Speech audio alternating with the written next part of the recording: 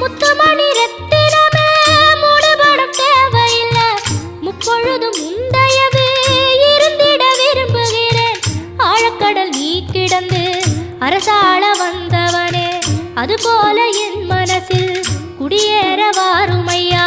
சம்ஹார நேரத்தில் சமுத்திரம் பின்வாங்கும் சந்தோஷ திருநாளில் நல்லருளை தாரும் ஐயா. முருகன் என்று முழங்குது என் மனசு, கடலை போல உன் கருணை பெருசு.